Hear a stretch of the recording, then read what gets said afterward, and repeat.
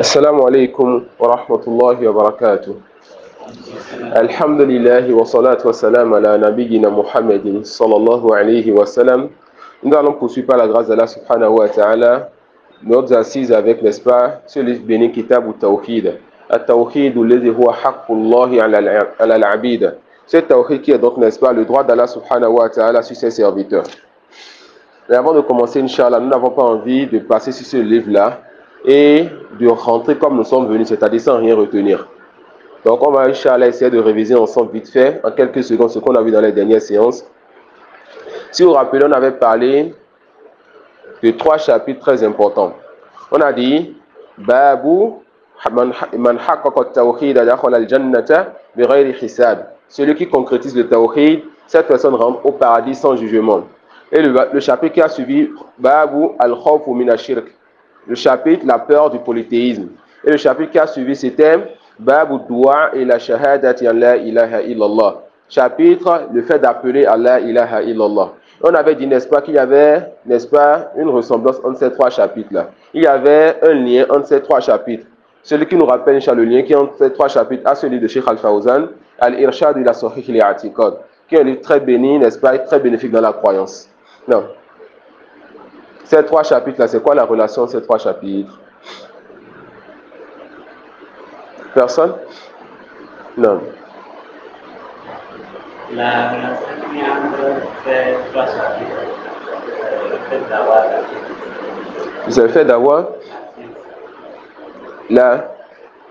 entre les 2 chapitres. Non, 3 chapitres à la suite. Chapitre, celui qui a concrétisé le tawhid rentre au paradis sans jugement. Chapitre, la peur du polythéisme. Chapitre, le fait d'inviter les gens au tawhid. Il y a une relation entre ces 3 chapitres. Non. Non.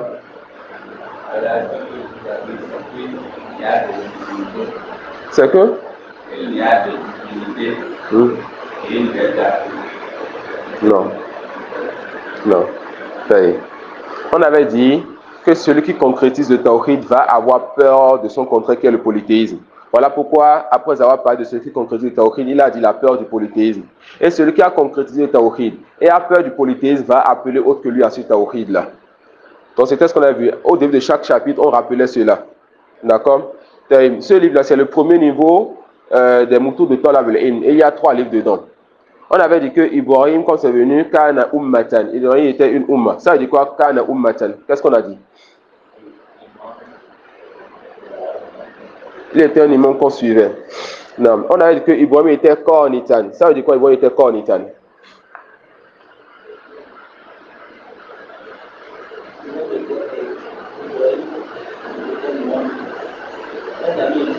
Non. Non. Non, ça c'est la fin du verset. Ibrahim était qanitan. Ça veut dire quoi? Il était qanitan. Là. Qanitan. On avait dit le sens du mot al-kunut. Qanitan yani dawamu ta'a. Il faisait l'adoration, ne délaissait pas cela. Il faisait l'adoration et ne délaissait pas cela. On va alors donner une question dont la réponse est déjà donnée. Ça veut dire quoi? Ibrahim était hanifan. Ça veut dire quoi? Ibrahim était hanifan. Non. Ma'il an shirk. Non. Une dernière question. On a parlé du mot shahada. Qu'est-ce qu'on avait dit? À shahada, tout c'était quoi?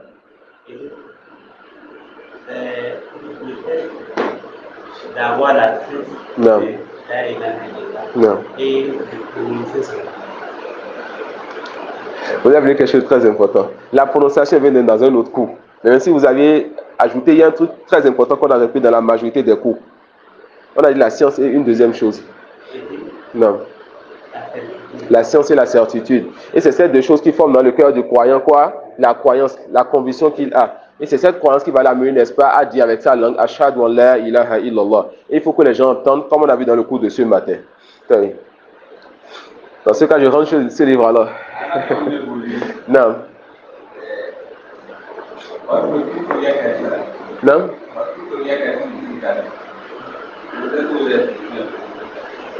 Inch'Allah, vu qu'on voit 3 chapitres et qu'on a déjà vu cela hier, Si on retourne au premier cours, on va retrouver ça pour ne pas être lourd sur l'assise d'aujourd'hui. Le lien, c'est que celui qui concrétise le tawhid doit avoir peur du polythéisme. C'est-à-dire le contraire du tawhid. Et celui qui a peur de ce polythéisme va appeler autre que lui à cela. Car si le bien ne se propage pas, le mal se propage. C'est bon? Non, t'as fait de la chose.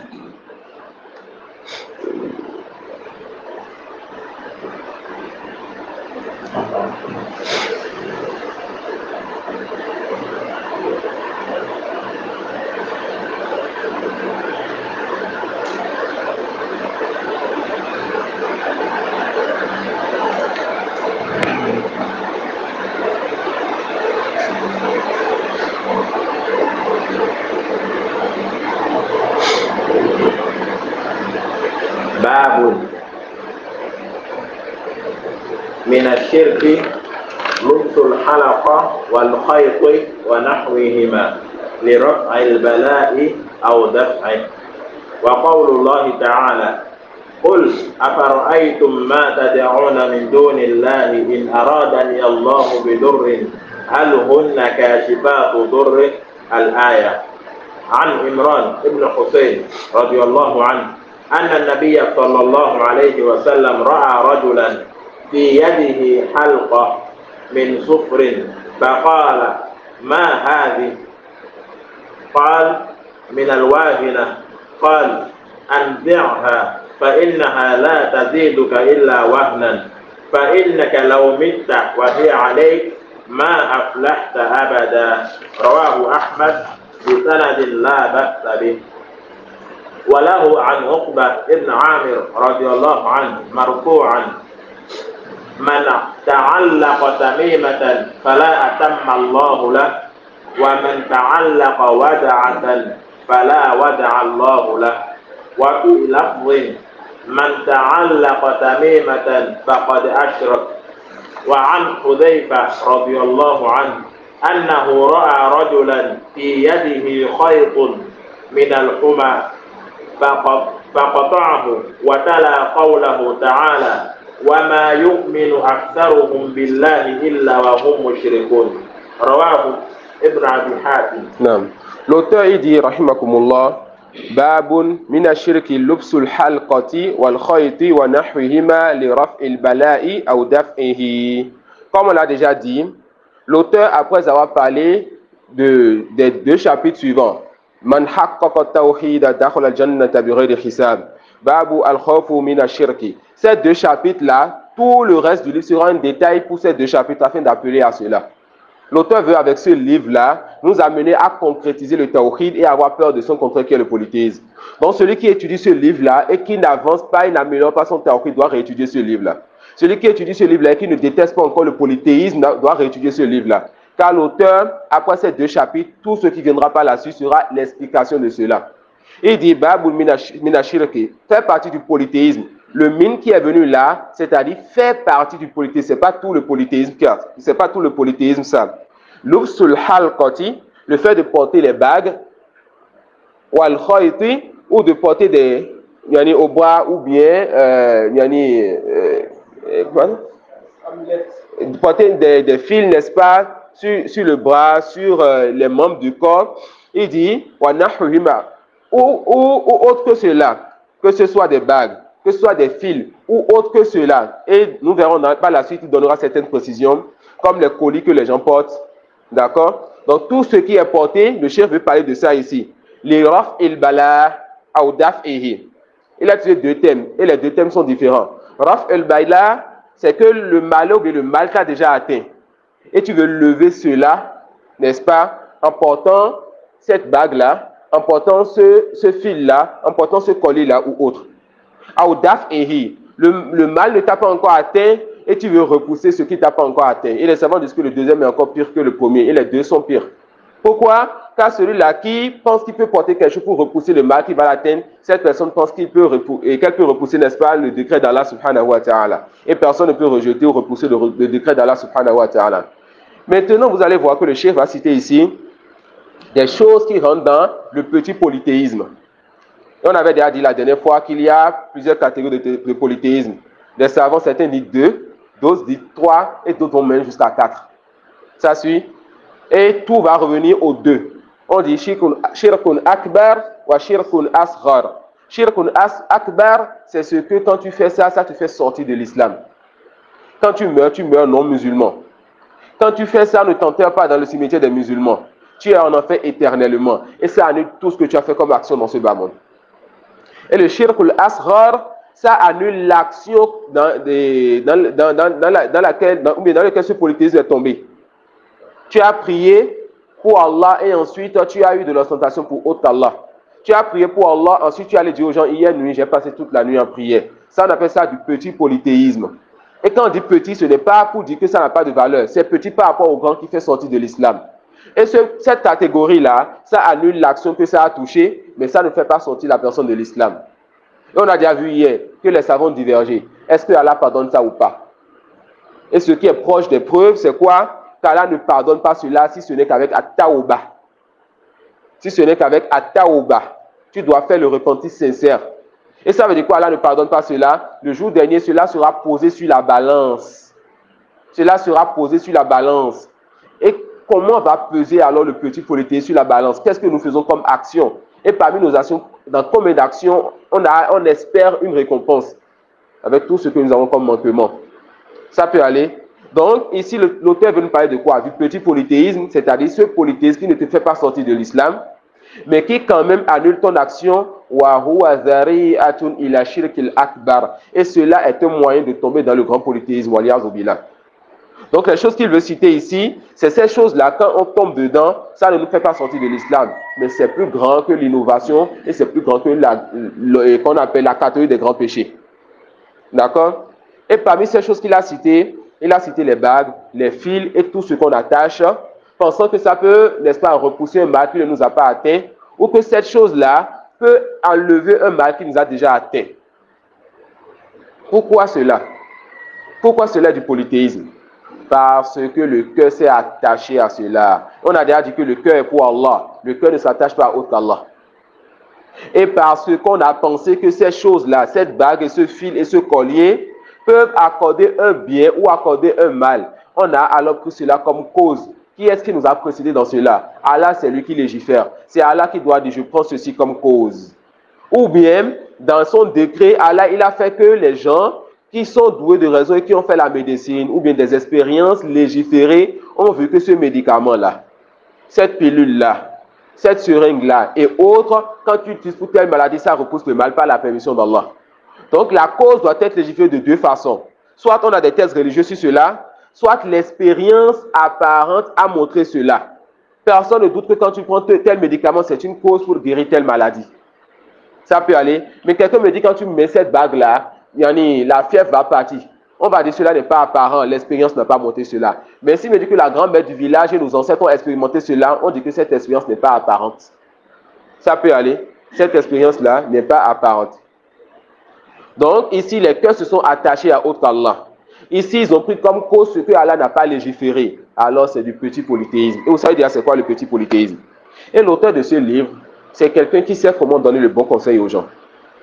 Il a commencé alors à expliquer aux gens en partant du petit polythéisme. Les savants disent parce que celui-là qui est tombé, le musulman qui invoque déjà les morts, le musulman qui va au Sénégal, en Égypte, en Mauritanie, au Maroc pour aller invoquer les tombes de ses chéhous, le musulman qui tombe dans ce grand péché-là et qui avec ça attache des choses sur son corps. Quand tu veux t'asseoir avec lui pour lui parler sur l'invocation de son chéhou, tu auras du mal. Il va débattre avec toi.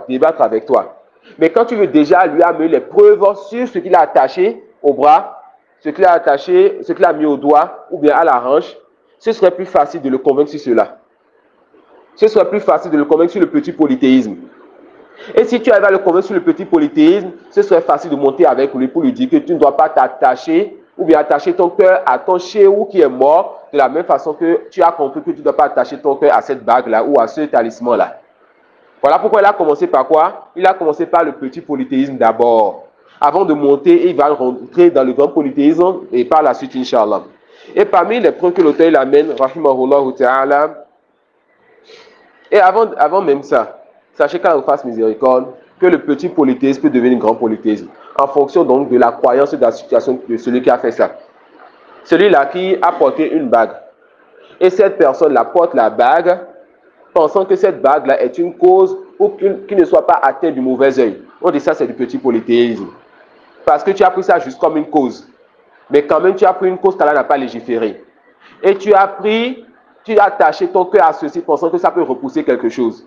Mais quand cette personne pense que la bague en elle-même, ou ce fil-là en lui-même, peut repousser le mal, même si Allah ne donne pas cette permission, cette personne est dans le grand polythéisme. Donc le petit polythéisme peut devenir grand en fonction de la conviction de celui qui a porté cette chose-là. D'accord? L'auteur il dit Qul afara'aytum ma tad'una min dunillah. Sachez qu'Allah vous fasse miséricorde que le Coran c'est un livre où quand on cherche les sciences qu'il y a autour de cela, on médite mieux sur le Coran.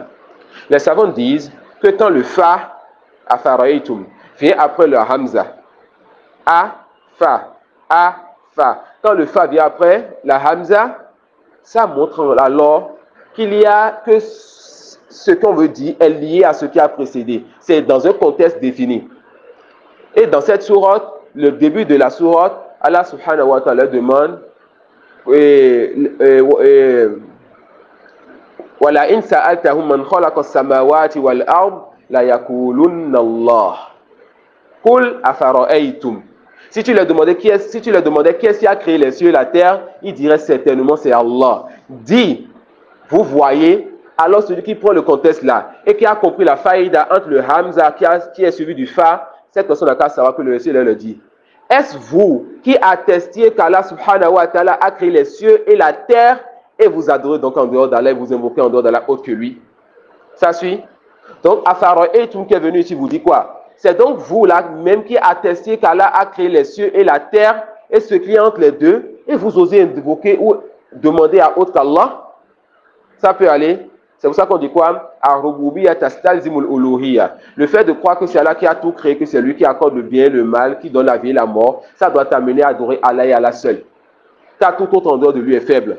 D'accord? Donc il dit quoi? Qul afara'aytum ma tad'una min dunillahi in aradani Allahu bidurrin hal hunna kashifatu durri. Ces choses que vous adorez en dehors d'Allah, tout en sachant que c'est lui seul qui vous a créé. Si ces choses-là me voulaient un mal, si Allah subhanahu wa ta'ala me voulait un mal, est-ce que ces choses-là pourraient dissiper, faire partie de ce mal-là? C'est une question. La réponse, non. Donc ici, ce verset-là, c'est en train de nous montrer quoi? C'est en train de nous montrer que toute chose auquel nous attachons notre cœur en dehors d'Allah ne peut pas repousser notre mal. Toute chose auquel nous attachons notre cœur en dehors d'Allah ne peut pas repousser notre mal. Et ensuite, il rapporte le hadith de Imran ibn Hussein, où le prophète sallallahu alayhi wa sallam, il a vu un homme qui avait à sa main, n'est-ce pas, une bague. Et le prophète sallallahu alayhi wa sallam demande donc à cette personne, ceci c'est pourquoi. Ma hadihi. Les savants divergent. Ma hadihi, cette question, ahwa lil inkar ou lil istifsal. Est-ce que le prophète sallallahu a voulu réprimander son compagnon en lui demandant qu'est-ce que ceci, ou bien il a voulu demander pour savoir ce que c'est? La réponse, les savants disent que le premier est plus proche. Même si certains savants, comme l'un des petits-fils du cheikh, a dit qu'il a choisi le deuxième. Mais le premier est plus proche.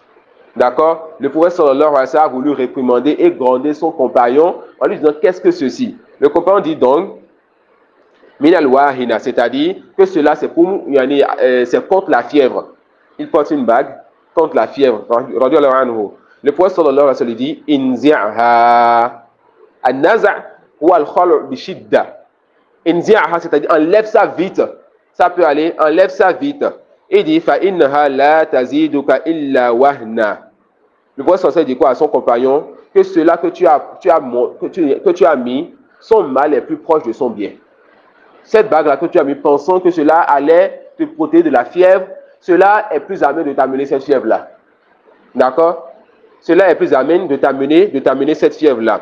Et il dit fa innaka law mitta wa hiya alayk ma aflahta abada. Il dit à son compagnon, si tu mourais et que cela était sur toi, tu n'allais jamais réussir. Ma aflahta abada, ça fait partie des expressions que Ahl Sunnah et ceux qui regardent dans les textes utilisent pour dire quoi? Que ce péché fait partie des grands péchés. D'accord? Mais ici, on va vous dire que ma aflahta abada, ça a deux sens. C'est-à-dire, tu ne vas jamais réussir, tu iras éternellement en enfer, ou bien tu ne vas jamais réussir Yani, tu peux passer en enfer un temps, aller au paradis, ou moins que cela. Et comme ici c'est un compagnon et Allah a agréé tous les compagnons, ici il ne s'agit pas du grand polythéisme. Ici il ne s'agit pas du fait d'être éternisé en enfer. Mais cette phrase-là que le prophète dit à son compagnon, il lui parle à lui directement et à ceux qui viendront après lui indirectement. Donc toute personne qui porte quelque chose et attache son cœur à cette chose-là, et qui pense que ça peut apporter un bien ou repousser un mal, le prophète sallallahu alayhi wa sallam lui dit quoi? Ma aflahta abada. Tu ne vas donc jamais avoir la réussite, tu ne vas jamais réussir. Si tu fais ça pensant que cette chose à lui-même peut apporter le bien ou repousser le mal, on craint pour toi un enfer éternel. D'accord? Et si tu portes cette chose pensant que c'est juste une cause, alors on craint pour toi un séjour en enfer d'une durée que seul Allah y connaît. Ensuite, il apporte le hadith de Uqbatu ibn Amir. قال من تعلق تميمة فلا أتم الله له من تعلق تميمة فلا أتم الله له. La tamima, de façon résumée, c'est tout ce que les gens ils attachent. Et le plus souvent, après avoir lu sur ça, ils vont faire une lecture ou bien écrire des choses et ensuite ils vont attacher ça au cou des enfants ou attacher ça dans leur voiture ou attacher ça à la maison, pensant que cela peut repousser le mauvais œil, repousser un mal ou apporter un bien. Le prophète sallallahu alayhi wa sallam dit quoi? Man ta'allaqa tamimatan, celui-là qui accroche une tamima, accroche quelque chose pensant que cette chose peut apporter le bien ou repousser le mal, fala atamma Allahu la. Le prophète là, il invoque donc contre toute personne qui attache quelque chose pensant que cette chose peut apporter un bien ou repousser le mal. Il invoque contre cette personne que son affaire ne sera jamais complétée. Tu attaches cela pour quelque chose, tu ne vas pas avoir le résultat de ce pourquoi tu as attaché cela. Waman ta'allaqa wada'atan yani les colis. Et vous connaissez les colis, les gens de failles utilisent souvent ceux qui jettent à par terre pour essayer de lire je ne sais quoi. Il dit quoi? Man ta'allaqa wada'atan fala wada'allahu la. C'est-à-dire la rahata la. Celui-là qui va alors attacher ces colis-là pensant repousser un mal, ou bien appeler un bien, ou bien élever un mal qu'il a déjà atteint, cette personne n'aura aucun repos. Et c'est le prophète sallallahu alayhi wa sallam qui a invoqué contre cette personne. C'est le prophète sallallahu alayhi wa sallam qui a invoqué contre cette personne. Cette personne n'aura donc aucun repos. Il dit wa fi lafzin man ta'allaqa tamimatan faqad ashrak. Dans une version, celui-là qui attache quelque chose, qui accroche quelque chose pensant repousser un mal, ou bien chercher un bien, ou bien élever un mal qu'il a atteint, cette personne a donc fait le polythéisme. Il va rapporter maintenant un hadith de un asar de Hudayfa radiyallahu anhu, qui a vu un homme qui a porté aussi qu'on appelle quelque chose, un fil au doigt, et cette personne aussi voulait porter ce fil là pour repousser quoi? Pour repousser la fièvre. Hudayfa a fait quoi? Hudayfa lui a arraché cela et il lui a coupé cela et il a lu la parole d'Allah. Wa ma yu'minu aktharuhum billahi illa wa hum mushrikun.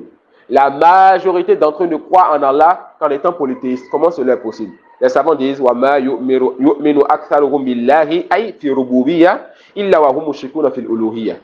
La majorité des gens, et en parlant de ces non-musulmans et de certains musulmans qui n'ont pas eu ce titre d'artiste, nous apprennent le tawhid, la majorité d'entre eux croient en Allah comme Seigneur en lui donnant des associés quand ils invoquent autre que lui ou ils attachent des choses pensant que ces choses peuvent apporter le bien ou le mal. Vous voyez? Ils croient que c'est Allah seul qui a créé. Ensuite, quand ils veulent invoquer, ils invoquent des tombes. Ils croient que c'est Allah seul qui a créé. Ensuite, quand ils veulent repousser un mal, ils vont dire, Alpha a dit, il faut mettre cette bague-là. D'accord?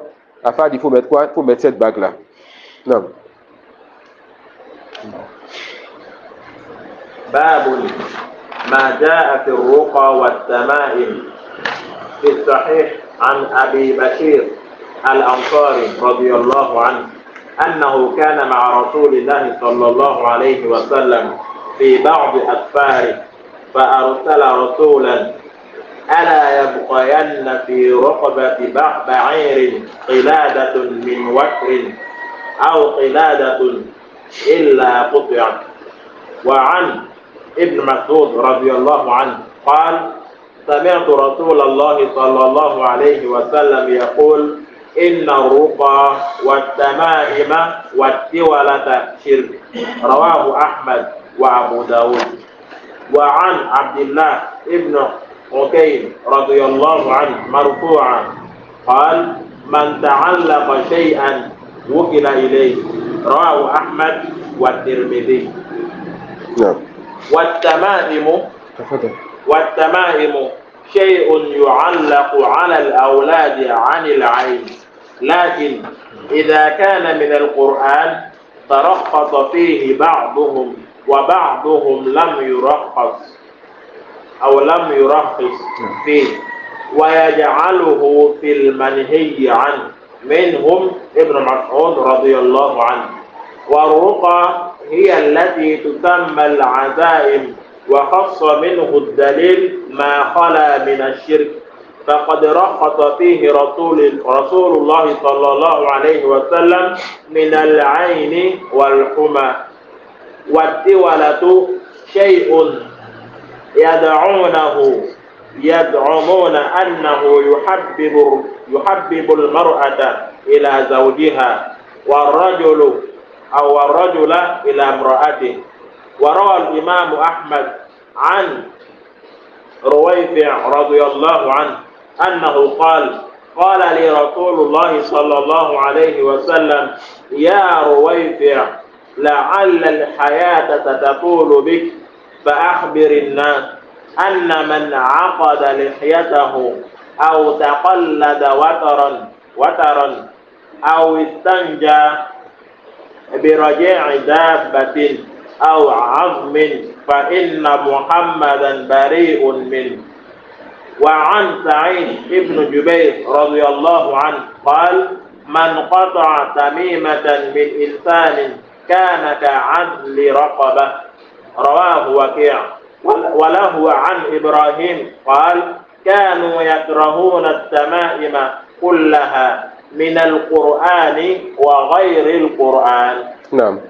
L'auteur il dit Babun ma ja'a fi ruqa wa tamaim. Le chapitre précédent, il avait dit Babun min ashirki lubsul halqati wal khayti wa nahwihima li raf'il bala'i aw daf'ihi. Le chapitre qu'on vient de finir là dit quoi? Chapitre fait partie du polythéisme, le fait de porter des bagues ou des fils ou ce qui est dans son sens, dans le sens de ces deux-là, en cherchant à repousser un mal qui nous a déjà atteint ou bien à se défendre d'un mal qui ne nous a pas atteint. Il a dit fait partie du polythéisme. Mais ici, il dit quoi? Chapitre, ce qui est venu par rapport au ruqa, le pluriel de ruqya, et par rapport au tamaim, le pluriel de tamim. Il n'a pas dit ici fait partie du polythéisme. Les savants disent cela fait partie, n'est-ce pas, de la science et du bon comportement de ce cheikh-là. Parce qu'il y a ici ce sur quoi les salafs, voire même des compagnons divergés. Donc, il ne convient pas de dire fait partie du polythéisme ici. Mura'atul lil khilaf, afin de pouvoir donner, n'est-ce pas, à cette divergence sa place là. Même si on va faire le tarjih sur la mas'ala, Inch'Allah. Donc, ici, il dit quoi? Il n'a pas dit fait partie du polythéisme. Mais là, il dit quoi? Chapitre, ce qui est venu sur les ruqya et sur les tamaim. Non. Les ruqya, c'est des choses, n'est-ce pas, que les gens lisent. Et le plus souvent, après lecture, ils vont un peu faire sortir un peu de crachat sur cela, afin de pouvoir chercher protection, repousser le mal, etc. Alors, quel est le jugement de la ruqya? Et Inch'Allah, il y a une conférence qu'on aura dans les jours à venir, qui sera seulement sur la ruqya, et en son temps, on va rentrer dans plus de détails, Inch'Allah. Quel est donc le jugement de la ruqya? Sachez qu'Allah vous fasse miséricorde que le prophète sallallahu alayhi wa sallam, il a fait la ruqya. Le prophète sallallahu alayhi wa sallam, il s'est fait lui-même la ruqya. Il a fait la ruqya à ses compagnons. Le prophète sallallahu alayhi wa sallam, on lui a fait la ruqya. Jibril lui a fait la ruqya et Aïcha lui a fait la ruqya. Donc la ruqya est quelque chose qui est légiféré dans notre religion. Mais ce n'est pas toute ruqya qui est légiférée dans notre religion. Car la ruqya est de deux types. La ruqya qui est ja'iza, qui est permise, et la ruqya qui est mamnu'a wa hiya ruqya shirkiya. Et celle qui est interdite, c'est la ruqya qui comporte du polythéisme. Quelle est donc la ruqya qui est ja'iza? On va voir vite trois conditions que les savants y citent, mais le détail viendra encore plus dans l'assise de la conférence qui sera seulement sur ce chapitre. Les savants disent alors que la ruqya qui est ja'iza, cette ruqya, doit être faite avec le Coran, avec les noms d'Allah ou les attributs d'Allah. C'est avec la récitation du Coran, ou bien le fait de me rapprocher d'Allah en l'invoquant par ses noms. ou bien le fait de me rapprocher d'Allah en me rapprochant de lui, n'est-ce pas, en me rapprochant d'Allah subhanahu wa ta'ala, ses attributs. D'accord? Le fait de lire la sourate Al-Fatiha, par exemple, pour faire la ruqya.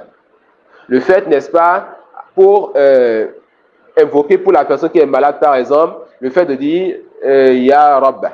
D'accord? D'invoquer Allah par ses noms. D'accord? Ou bien de chercher refuge auprès d'Allah subhanahu wa ta'ala par ses paroles parfaites. A'udhu bi kalimatillahi tammat. D'accord? Donc, par le Coran, les noms d'Allah ou ses attributs. Ensuite, ça fait une première condition. La ruqya doit être faite par le Coran, les noms d'Allah ou ses attributs, et certains ajoutent une quatrième chose, et ça doit être ajouté par ce qui est venu dans la sunna de Mohammed sallallahu alayhi wa sallam. D'accord? Deuxième chose, certains savants disent que la ruqya doit être faite en langue arabe. D'accord? Certains savants disent que la ruqya doit être faite en langue arabe, mais d'autres disent non. Ça suffit que la ruqya soit faite dans une langue qui est comprise. D'autres disent non, ça suffit que la ruqya soit faite dans une langue qui est comprise. Troisième chose, que la personne à qui on fait cette ruqya sache que cette ruqya c'est juste une cause. Comme un médicament que tu prends et tu espères la guérison d'Allah. Tu espères le bien d'Allah. Ton cœur ne doit pas s'attacher donc à cette ruqya ni au roc, celui qui te fait la ruqya. Mais ton cœur est toujours attaché à Allah. Ça, c'est une connexion mabni. Cette connexion à Allah, du cœur à Allah, ça ne doit jamais être déconnecté. Le cœur est et sera toujours attaché à Allah. La ruqya est juste une cause. Si Allah veut, il fera de cela une cause qui me sera bénéfique à moi. Comme s'il veut, il ne va pas faciliter cela. D'accord? Et comme on le verra, Inch'Allah, dans la si on doit aller dans trop de détails, on verra que la ruqya peut être bénéfique.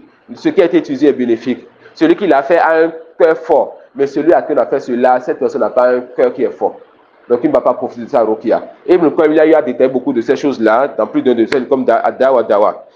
Dans trois conditions, la ruqya doit être faite par le Coran, les noms d'Allah, les attributs d'Allah ou ce qui est venu authentiquement dans la sunna de Mohammed sallallahu alayhi wa sallam. Ça, c'est la parole de certains savants.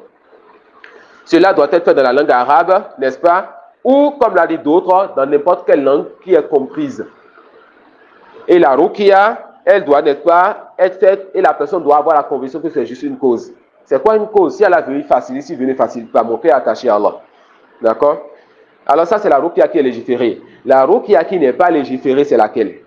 C'est la ruqya dans laquelle on demande, on cherche le secours ou bien la demande auprès d'autres qu'Allah. Comme le fait de chercher le secours ou bien de demander au djinn. Ou bien c'est la ruqya qui comporte des noms qu'on ne connaît pas. Des expressions, des termes ou des sens qu'on ne connaît pas. Ou la ruqya qui carrément sait que ça c'est le nom d'un djinn. D'accord? Donc cette ruqya, on appelle ça ruqya shirkiya. C'est interdit, c'est pas permis. Donc toute ruqya qu'on me fait dans une langue que je ne comprends pas, je n'ai pas besoin de cette ruqya là pour ne pas contredire mon tawhid. Pour ne pas contredire mon tawhid. Oui. Il dit Babul maja'a fi ruqa wa tama'im. Ce qui est venu sur les ruqa et sur les tama'im. Quant au tamima, on a déjà vu brièvement tout à l'heure, c'est tout ce que les gens ils attachent en ayant la conviction que cette chose peut apporter pour repousser un mal qui m'a atteint ou bien un mal qui ne m'a pas encore atteint. Et souvent les gens placent ça au cou des enfants. Et d'autres placent ça dans leur voiture, à la maison, etc. D'accord? Alors, très vite, pourquoi l'auteur ici, il n'a pas dit mina shirk, fait partie du polythéisme? Parce que quant à la ruqya, on a vu que cela est permis. Et ça peut être interdit quand ça contredit les conditions que les savants ont citées. Mais quant au temima, ils ont divergé. Certains ont dit que non, la temima est interdite. Toute catégorie de temima est interdite. Et comme on le verra, ça c'est Ibn Abbas, c'est ce que ses élèves. Mais il y a d'autres qui ont dit non. La temima, quand c'est fait avec le Coran, c'est permis. Ça veut dire quoi? Quand tu écris des versets du Coran et tu mets au cou de ton enfant, tu écris des versets du Coran et tu attaches dans ta voiture ou bien tu mets ça à la maison en accrochant cela, ils disent que ça c'est permis. C'est cette divergence qui a amené l'auteur à ne pas dire ici, fait partie du polythéisme, la temima. Pour ne pas... Non, les amulettes. Les amulettes. Alors, est-ce que cet avis est un avis qui est vrai? La réponse non. D'accord? La réponse non. Comme on verra cela dans les preuves ici, le prophète sallallahu alayhi wa sallam dit quoi? Man ta'allaqa shay'an wukila ilayhi. D'accord? Man ta'allaqa shay'an wukila ilayhi. Celui-là qui attache quelque chose, qui accroche quelque chose, n'est-ce pas? on délaisse cette personne à cette chose-là. On a déjà vu plus d'une fois. Shay'an nakiratun, il y a le ténun qui est là. Le man, li shart. Nakiratun fi siyak shart tufidul umum. La nakira, le ténun qui est venu là, qui est venu avec dans un contexte de condition, ça montre alors que toute chose qui est attachée, qui est accrochée, cette personne est délaissée à cette chose-là. Wa hadha umumun mahfouz. Le hadith précédent, l'un des hadiths de ce chapitre, le prophète a dit quoi? Il dit inna ruqa wa tamaim wa tilawata wa tiwalata shirkun. La ruqya et les tamaim. On va venir sur tiwala tout à l'heure, Inch'Allah. La ruqya et les tamaim, que c'est du polythéisme. Le elif wa lam qui est venu là, ça montre que toute ruqya et tout tamima, c'est-à-dire toute ruqya et tout ce qui est attaché, accroché est du polythéisme. Mais quant au ruqya, on a plusieurs tests que le prophète a fait, il a fait aux gens, on lui a fait. Donc cette généralité sur la ruqya est devenue marceau, c'est-à-dire on lui a enlevé certaines catégories. Mais pour la tamima, on a ce test qui dit que le alif wa lam dans tamima qui fait la généralité, c'est du polythéisme. On a le hadith qui suit qui dit quoi? Man ta'allaqa shay'an nakiratun fi siyaq shart. Cette personne, on le délaisse à sa chose. On dit, on a vu le test qui est venu restreindre la ruqya, mais on n'a pas vu le test qui est revenu de restreindre la tamima. Donc, on dira alors que même tout ce qui est attaché et accroché, même quand c'est le Coran, on ne va pas dire c'est le shirk. On dit c'est interdit. Attention. Les tests sont assez généraux pour montrer alors que tout ce qui est attaché, cette chose c'est du polythéisme. Mais nous, quand on va vouloir parler, on va avoir le bon comportement comme notre auteur ici. On va pas dire que tout ce qui est attaché est du polythéisme. On dira quoi? On dira tout ce qui est attaché en dehors du Coran, c'est du polythéisme. Grand ou petit en fonction de la croyance et de la conviction de la personne. Mais quand on attache le Coran, c'est interdit. C'est ce qui me dit, mais c'est permis, c'est le Coran. Je dis, c'est quoi ta preuve? On a des tests qui sont des tests qui sont généraux. Apporte-nous le test qui est venu enlever le Coran de cela. D'accord? Et les tests qu'ils ont essayé d'apporter, les réponses sont là. Et ce type d'assise ne pourra pas rentrer dans trop de détails. Donc on dit quoi? Pour le Coran, on ne dit pas que le fait d'attacher le Coran est du polythéisme, mais c'est interdit d'attacher le Coran au cou des enfants. C'est interdit d'attacher le Coran dans les maisons, etc. D'accord? Parmi les tests qu'ils apportent, le fait qu'il y avait un compagnon qui attachait le Coran au cou de ses enfants. La réponse, le hadith leur répond. Le hadith dit qu'il faisait cela afin que les enfants puissent lire et mémoriser. Vous faites cela pourquoi? S'ils nous disent qu'on fait cela pour que le Coran puisse nous protéger, on dit que le Coran n'est pas descendu sur ça. Vous avez apporté un test dans un autre contexte pour vouloir faire ceci. Ce ham-là, ça ne marche pas. Le fait d'amener ce test-là pour pouvoir faire, le tersus là-bas, ça ne marche pas. Ça peut aller. Donc, tout ce qui est attaché ou accroché, autre que le Coran, c'est du polythéisme, grand ou petit, selon la conviction de la personne. Et quand c'est le Coran, c'est interdit. On n'a pas de test qui est venu faire la restriction de cela. Et ce n'est pas une innovation parmi les paroles. C'est la parole de certains savants et de certains compagnons comme Ibn Abbas et de tous ses élèves, comme on le verra à la fin de ce livre. Et comment on le verra à la fin de ce chapitre. Donc l'auteur dit quoi? Il apporte les preuves à cela, comme c'est rapporté dans le Sahih. Il dit an Abi Bashir al-Ansari annahu kana ma Rasulillahi sallallahu alayhi wa sallam fi ba'di asfarihi fa arsala rasulan. Le compagnon était avec le prophète sallallahu alayhi wa sallam lors d'un voyage. Et le prophète sallallahu alayhi wa sallam va envoyer l'un de ses compagnons pour aller apporter un message. Il dit Allah yabqayanna fi raqabati ba'irin kiladatun min watar. Il dit aoukiladatun. Il dit quoi? Le prophète il envoie alors l'un de ses compagnons pour dire nous ne voulons pas que les gens laissent, n'est-ce pas? Al-kiladatu, c'est un collier. D'accord? Qu'on ne laisse pas un collier, ou bien qu'on ne laisse pas, n'est-ce pas, un collier autour des barrières, des chameaux ou de leur monture sans couper cela. Et le water qui est venu ici, le compagnon l'a douté. Soit le prophète dit que le collier doit être du water. C'est quoi le water? Vous voyez les flèches, l'arc, des flèches là. Ils prennent ce fil-là, ils attachent ça au cou de leur monture ou autre, pensant que cela peut, n'est-ce pas, repousser le mauvais œil ou autre. Et pour aller un peu plus en détail, ils pensent que le fait de mettre ces choses bizarres-là, quand quelqu'un va regarder alors son bien, sa monture ou autre, la personne sera concentrée par ce qui est à son cou et n'aura pas le temps de voir la monture pour lui porter mauvais œil. D'accord? Donc ça, c'est une mauvaise conviction. Le prophète dit à ses compagnons, ne laissez donc personne, ne laissez donc aucune monture où on a attaché, n'est-ce pas, ce fil-là à son cou sans couper cela. Donc le compagnon a douté, il a dit, watarin, et ensuite il revient du nom, aokiladatin. Et ça a mis une divergence entre les savants. Certains savants disent alors, toute chose qui est attachée au cou des montures, ce n'est pas permis. D'autres disent non, ça doit être de ce fil-là. Le fil-là qu'on voit sur les quoi? Sur les arcs des flèches. D'accord? Et si je ne m'abuse, ça c'est ce que l'imam Malik il a choisi, que cela est propre à ce fil-là. Il dit, il a coupé, quand vous voyez ça, il faudra couper cela. Et dans les textes qu'on dit qu'il faudra couper cela, attention, l'interdiction du mal se fait étape par étape et se fait en fonction de la capacité. Moi, je vois quelqu'un qui n'est pas sous ma responsabilité. Et le fait que je vois ce monsieur en circulation, je le vois, il a porté, n'est-ce pas, il a mis quelque chose à son cou et je sais que ça c'est pour le shirk asghar, je n'ai pas le droit de venir le voir et d'arracher ça comme ça. Moi, qu'est-ce que je peux faire? C'est avec ma langue que je vais parler avec lui et de lui expliquer. D'accord? Mais j'ai un cousin ou bien un employé dans mon travail. S'il est sous moi, je vois ça à son cou, je peux l'arracher. Pourquoi? Car lui, il est sous moi. Donc, le mal, pour l'interdire, on ne veut pas amener un mal plus grand. C'est en fonction de tes capacités. Je ne vais pas rentrer dans la mosquée, voir quelqu'un, un vieux prier ici, voir quelque chose ici pour lui et arracher ça. Je vais faire un mal plus grand. Mais je fais quoi? Je cherche la bonne façon de parler à ce monsieur-là pour qu'il enlève cela.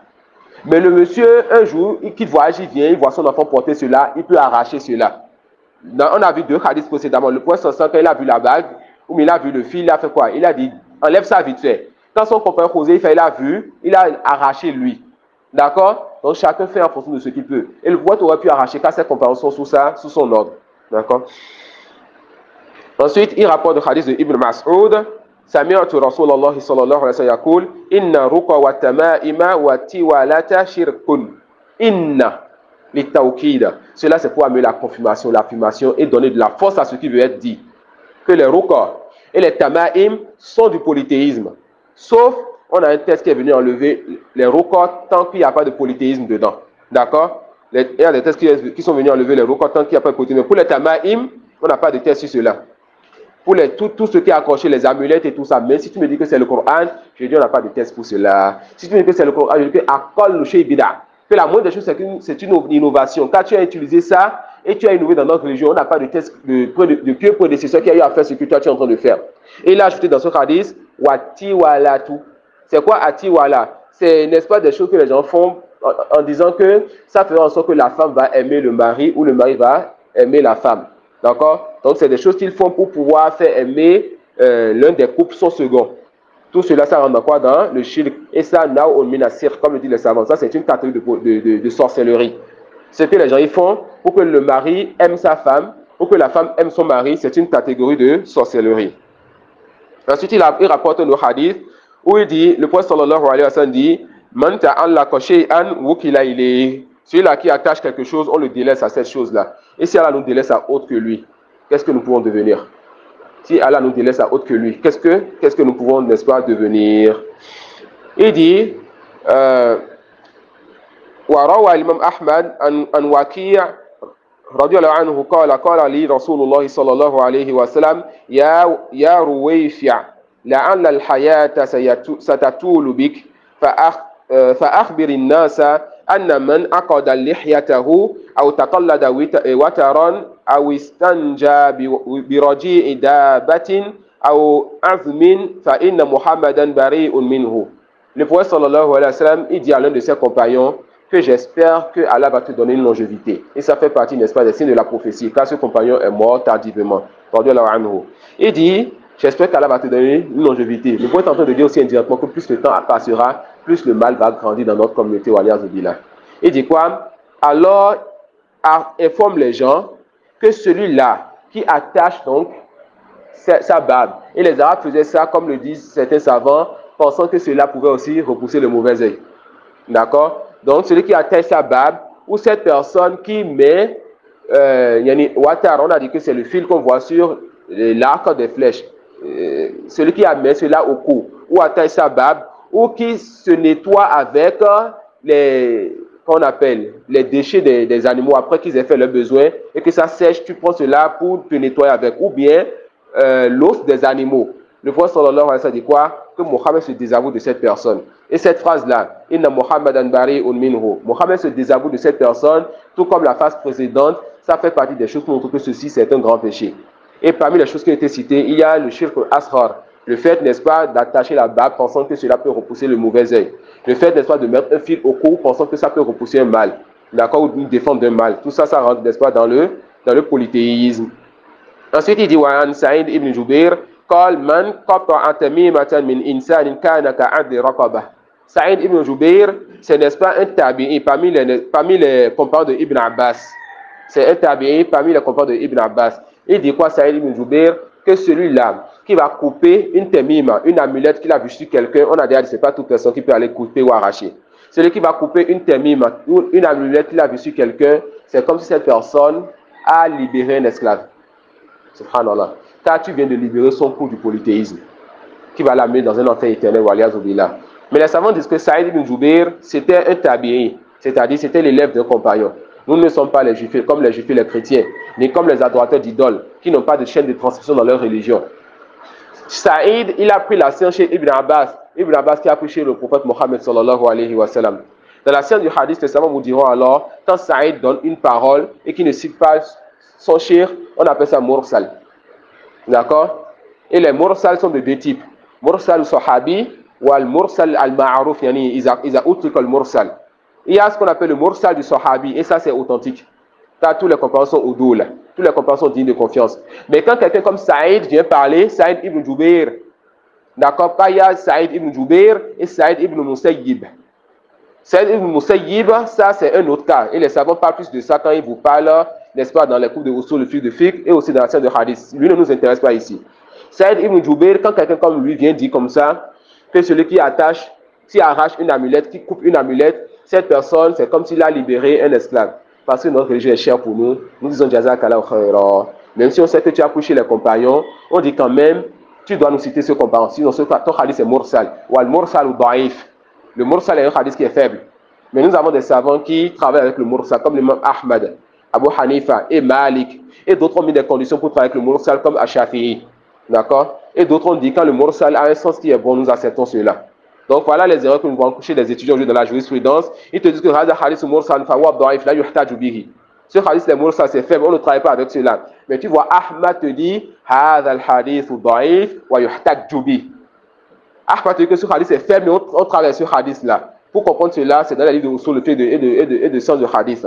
Donc, parmi les erreurs, le fait de penser que tout hadith faible, on ne travaille pas avec ce hadith là. Hada batil. Celui qui fait cela va délaisser beaucoup de choses dans la région qui sont authentiques. D'accord? Ensuite, il y a l'Iwakiya.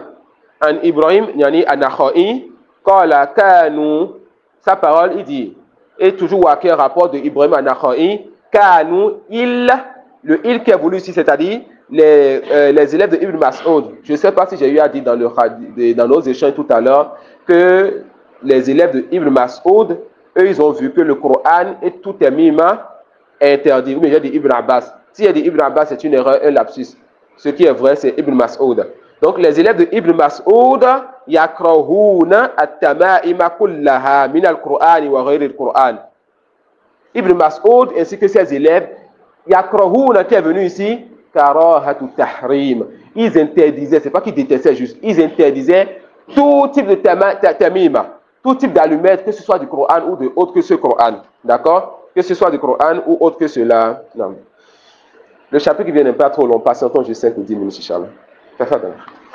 Babun man tabarraka bi shajaratin aw hajarin wa nahwihima.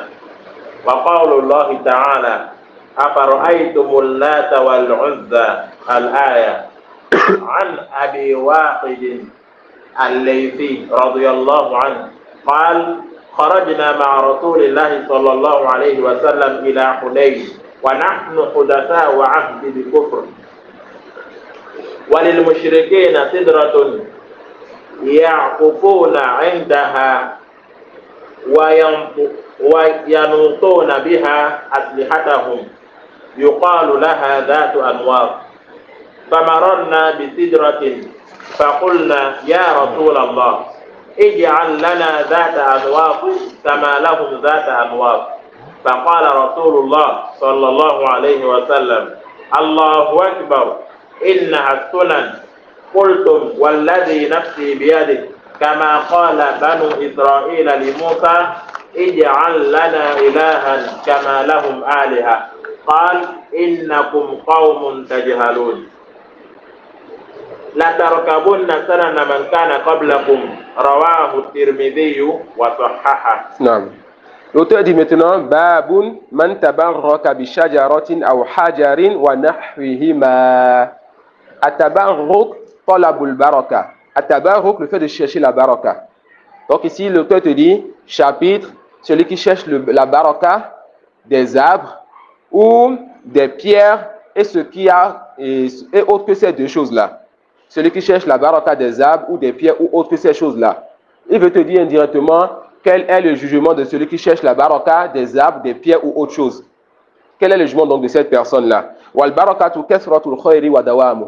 Les savants disent que la baraka, c'est le bien en quantité et le fait que ce bien-là reste. Donc, at-tabarruk talabu al-khayru bil kasrati wa subutu dhalik ou sabatu dhalik. At-tabarruk, c'est le fait de chercher le bien en quantité et que ce bien-là reste. Ça peut aller. Donc, c'est quoi at-tabarruk? Le fait de chercher le bien en quantité et que ce bien-là reste. D'accord? Alors, quel est le jugement de chercher la baraka d'autre qu'Allah subhanahu wa ta'ala? D'abord, on va retenir quelque chose, que la baraka, c'est Allah qui met ça dans quelque chose ou dans quelqu'un. Qu'est-ce que Allah dit en parlant de Isa? Wa ja'alani mubarakan aina ma kuntu. Qui est-ce qu'il a rendu mubarakan? Est-ce qu'il s'est rendu lui-même mubarakan? Non. Wa ja'alani. Et Allah m'a rendu mubarakan, m'a rendu béni où que je sois. D'accord? Donc c'est Allah qui donne la baraka. C'est Allah subhanahu wa ta'ala qui donne la baraka. Et nous allons, vu que c'est des assises de simplicité, on veut se résumer les choses. Sachez qu'Allah fasse miséricorde, les choses dans lesquelles, qu'Allah vous fasse miséricorde, que les choses dans lesquelles il y a la baraka sont de deux catégories. Les choses dans lesquelles il y a la baraka sont de deux catégories. Il y a les endroits, il y a le temps. C'est-à-dire, Allah a mis la baraka dans des endroits, il a mis ça dans des temps. Comme là, il a mis la baraka, fi baytihil haram, comme il a mis la baraka à Makkah, comme il a mis la baraka autour, n'est-ce pas, de Baytul Maqdis, autour de la mosquée qui est en Palestine. Comme il s'est vu dans le Coran, en parlant de Baytul Maqdis, Alladhi barakna hawla. Cette maison qui est en Palestine, cette mosquée-là, autour duquel nous avons mis la baraka, autour duquel nous avons mis la bénédiction. Alors ça veut dire quoi? Qu'il y ait la baraka sur une terre. Est-ce qu'on va faire comme les gens font de Banamé, aller prendre le sable de cette terre-là, aller là-bas et aller se tourner dans cette terre-là? Le prophète, ses compagnons, ils ont été à Makkah. On n'a jamais entendu quand ils ont voulu faire la hijra, ils ont dit attendez. Prenez-nous bien, mais on va ramasser un peu les terres de Makkah. Alors qu'ils étaient dans le désert. Regardez tout ce qu'ils avaient comme terre. On n'avait pas eu un seul hadith où ils ont pris la terre de Makkah. Mais aujourd'hui, les non-musulmans vont aller prendre la terre à Banamé et des musulmans, quand ils vont venir en Égypte ou bien aller au Sénégal autour de la tombe de Chéhou, ils vont aller prendre une part de la terre là-bas. Mais c'est qui vous a précédé dans cela? On dit quoi? Le fait qu'Allah mette la baraka dans un lieu, c'est-à-dire que ce lieu-là, le bien va rester là-bas et en abondance et ce bien-là va rester stable. C'est tout simplement ça. Parce que la baraka imma lazimatun ou yani muta'addiya. La baraka peut être propre à quelque chose et ça reste dans son essence, comme la baraka peut être propre à cette chose et ça c'est ce qu'on appelle une baraka zatiya yani muta'addiya. Ça peut aussi aller à autre que ces choses-là. Mais quant aux terres, aux endroits, on n'a pas un seul texte qui montre que cette baraka peut être transférée. Voilà pourquoi le prophète sallallahu alayhi wa sallam, il a fait le hajj, il a embrassé la pierre noire. Et cette pierre noire est descendue du ciel, du paradis. Quand Omar a voulu faire aussi son rituel, il a voulu embrasser cette pierre noire. Il a dit, je sais que tu ne peux accorder ni bien ni repousser un mal. Et si je n'ai pas vu Mohammed sallallahu alayhi wa sallam t'embrasser, je ne le ferai pas. Car la pierre ne peut pas apporter un bien ou repousser un mal. La pierre ne peut pas me transférer une baraka. Ce transfert-là n'est pas, ça ne marche pas. La connexion ne passe pas. Donc, quand on nous dit que Makkah c'est béni, ceux-là qui sont là-bas ne vont pas chez eux avec le sable qui est là. Mais on voit un musulman qui a quitté ici par Akou et à qui a facilité les moyens pour aller faire le hajj pour être reconnaissant. Lui déjà, c'est comment aller là-bas avec une liste pour aller demander à la tombe du prophète sallallahu alayhi wa sallam et aller demander à la tombe de tel ou tel compagnon ou bien tel petit enfant du prophète sallallahu alayhi wa sallam. C'est comment aller là-bas pour aller toucher le rideau de la Kaaba pour chercher à avoir une part de baraka. et cette personne, tu veux le saluer, il est prêt à te gifler si tu le salues. Quand la baraka est sur sa main. C'est comment Akita Arafat prendre certaines pierres ou bien ramasser un peu de sable et ramener ici pour dire que quoi? J'ai de la baraka. De sorte même qu'on me rapporte qu'il y a quelqu'un qui fait des trucs de tronc et qui se veut musulman. Il ne s'est pas converti, mais il se veut musulman quand un alpha revenant de Makkah lui a apporté une pierre pour dire que ça c'est une pierre bénie et le gars a acheté la pierre et a pris cette pierre comme divinité dans son temple. Ça peut aller. Donc quand les musulmans viennent chez lui, les musulmans vont chez les gens de tronc et vous le savez très bien, lui il envoie les musulmans vers cette pierre là et vous dit que c'est la pierre qui est venue de Makkah. Allah mustan. Où est-ce que ça fait de ne pas apprendre ça, de ne pas apprendre le tawhid? D'accord? Donc il y a aussi la baraka qu'Allah met dans le temps. Comme le fait qu'Allah il ait béni le mois de Ramadan. Ça veut dire quoi? Allah a mis la baraka dans le temps. Ça veut dire que celui qui va faire les adorations dans ce temps-là, cette personne va espérer beaucoup de récompenses. L'adoration dans Ramadan n'est pas comme l'adoration hors de Ramadan. D'accord? L'adoration, le jour de Arafat n'est pas comme l'adoration un autre jour. Ça peut aller. Deuxième catégorie de baraka. Le fait, n'est-ce pas, qu'Allah mette la baraka dans des personnes. Et cette baraka qu'il met dans des personnes, ça peut être transféré. Les soufis sont contents. La baraka qu'Allah met dans des personnes peut être transférée. Ça veut dire quoi être transféré? C'est-à-dire tu peux venir toucher la personne. C'est-à-dire la personne peut faire ses ablutions et tu vas prendre de son eau. C'est-à-dire la personne tu peux prendre de sa sueur et garder ça et avoir la baraka. La réponse oui, c'est vrai. Mais attention, les textes ont montré que cela est propre seulement au prophète. Les textes ont montré que cela est propre seulement au prophète. Donc celui qui veut dire que mon chéou, je peux alors prendre son eau des ablutions, toucher sa peau, etc. On lui dit, donne-nous la preuve que la baraka de ton shir peut être transférée.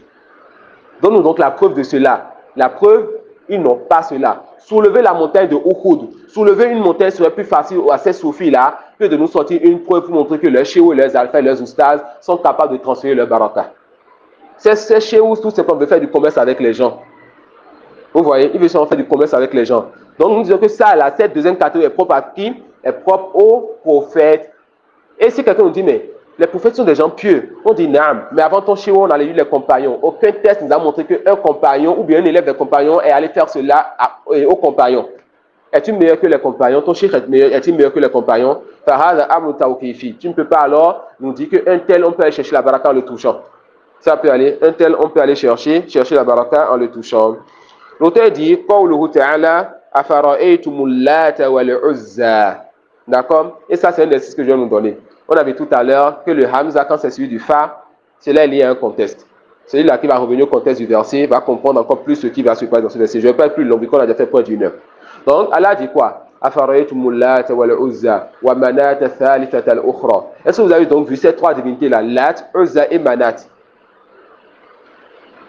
Lat, Uzza et Manat, ça fait partie des divinités que les polythéistes adoraient. Ils cherchaient la baraka au point de leur divinité. Ils cherchaient à repousser le mal et obtenir le bien.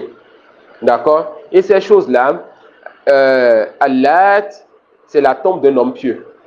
Allat, c'est la tombe d'un homme pieux. C'est quelqu'un qui était pieux, qui était venu dans le peu de Nouhou, un peu avant ça, et qui était pieux, faisait de bonnes actions, et qui, n'est-ce pas, prenait de la farine, en faisait du pain et partageait ça aux pèlerins. Il montait sur une pierre, il partageait, n'est-ce pas, cela aux pèlerins. Allah subhanahu wa ta'ala n'accepte pas l'adoration d'autres que lui, même quand c'est un homme pieux.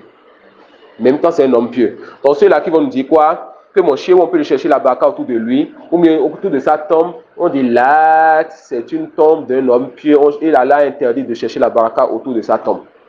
Et c'est ça qu'on dit que le polythéiste, sa vie, c'est vraiment misérable. C'est quelqu'un qui adore le mort qui est dans la tombe, qui adore la tombe, qui adore le rideau de la tombe, qui adore le sable autour de la tombe. Subhanallah. C'est quelqu'un qui, avec une seule chose, adore plusieurs choses. Celui-là, le musulman qui adore une seule divinité, qui a attaché son cœur à une seule divinité, est-il comme les autres? Quelqu'un a son wifi à la maison et sa connexion est rapide, la personne travaille. 3, 4, 5, 10 de ses amis sont venus là donner le code wifi. Il dit, les frères, arrêtez les téléchargements un peu, je n'avance plus. Quand tu viens attacher ton cœur à beaucoup de choses, tu veux quoi? Alors que l'adoration, c'est une vie de servitude et d'humiliation. Quand telle divinité te dit, donne-moi ceci, l'autre te dit, donne-moi cela, et tu es partagé dans les sacrifices et dans les choses. Wallah, l'islam est une religion qui veut libérer les gens. Libérer les gens d'adoration de ceux qui ne peuvent ni leur accorder de bien, ni repousser un mal. Ensuite, il rapporte le hadith de Abi Waqidin al-Laythi, où le prophète sallallahu alayhi wa sallam, où il a dit, Qala, خرجنا مع رسول الله صلى الله عليه وسلم إلى حنين. Les compagnons ils disent qu'ils sont sortis avec le prophète sallallahu alayhi wa sallam à Hunayn. وَنَحْنُ حُدَثَاءُ عَهْدٍ بِكُفْرٍ. Ils disent quoi? Et nous sommes nouvellement convertis. Regardez la situation. Parce que le compagnon veut dire quelque chose de grave, il donne son excuse déjà. Nous étions de nouveau convertis. On n'a pas encore bien eu beaucoup de science. Mais on est sorti avec le prophète sallallahu alayhi wa sallam pour aller faire le djihad. Des nouveaux convertis qui ont accepté l'islam pour Allah, pas pour le bas monde. Et qui sont sortis pour aller faire le djihad où ils peuvent mourir. Vous voyez le contexte? Des nouveaux convertis. Sortis avec le prophète sallallahu alayhi wa sallam pour le djihad, ils peuvent mourir, ne plus revenir. Et alors ils disent quoi? وَنَحْنُ حُدَثَاءُ عَهْدٍ بِكُفْرٍ وَلِلْمُشْرِكِينَ سِدْرَةٌ يَعْكُفُونَ عِنْدَهَا وَيَنُوتُونَ بِهَا أَسْلِحَتَهُمْ. Les polythéistes avaient un arbre et ils restaient autour de cet arbre et ils restaient là-bas. Al-Uquf wa al-Muqsu tawil. Min huwa al-i'tikaf an talzama al-masajid. Al-mulazamatul masjid. Al-Uquf, c'est le fait de rester longtemps auprès de quelque chose. D'accord? Donc les polythéistes avaient un arbre. Ils glorifiaient cet arbre et ils restaient auprès de cet arbre-là longtemps. Ils attachaient leur épée avant d'aller en guerre. Ils attachaient leur épée à cet arbre-là pour chercher la baraka. Mais qui leur a dit que là peut donner la baraka? Ils attachaient leur épée à cet arbre pour chercher la baraka. Ces compagnons sont nouvellement convertis, c'est-à-dire ils étaient d'abord dans une autre religion que l'islam. Ils se sont convertis nouvellement. On ne va pas dire que du jour au lendemain vous allez devenir parfait et avoir toute la science. Là, wallah, la science étudie. Donc ils disent quoi? يعكفون عندها وينوتون بها أسلحتهم يقال لها ذات أنواط. Ils ont même donné un nom à cet arbre. Ils les appelaient quoi? Ils appelaient l'arbre ذات أنواط. Ils disent فمررنا بسدرة فقلنا يا رسول الله. Les compagnons sont passés donc auprès, n'est-ce pas, d'un arbre. Et ils disent alors pour sallallahu alayhi wa sallam, ô messager d'Allah, اجعل لنا ذات أنواط كما لهم ذات أنواط. Donne aussi un arbre pour qu'on cherche la baraka auprès d'Allah, parce que les compagnons seront auprès d'Allah. De la même façon que eux, ils ont un arbre auprès duquel ils cherchent la baraka. Le prophète sallallahu alayhi wa sallam a regardé ses compagnons, il aurait pu dire, bon, vous êtes de nouveau convertis, vous n'avez pas encore la science, et vous êtes sortis pour aller faire le djihad avec moi. J'ai besoin d'un grand nombre. Il faut qu'on soit unis. L'union est très importante. Il va dire, on verra, Inch'Allah. Vous pensez qu'il a fait ça? Contrairement à ce que certains veulent nous dire ici, les Ikhwan al-Muslimoun, les frères musulmans, qu'on va s'unir, même sur le faux.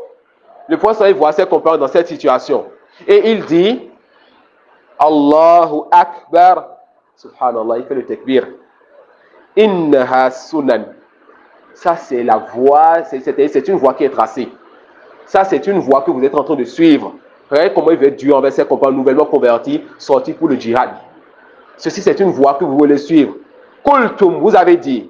Walladhi nafsi biyadi. Il joue encore une deuxième fois. Vous avez dit, il joue par celui qui détient son âme, subhanahu wa ta'ala. Kama qalat banu Israël ali Moussa. Regardez la comparaison.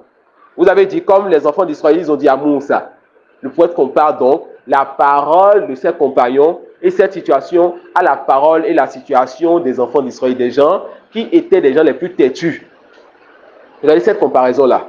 Aujourd'hui, les gens vont nous dire à nous, les gens de la Sunna, vous êtes trop durs envers les musulmans. À leur parler de polythéisme, à leur parler d'innovation. On leur dit, on veut pour vous le bien.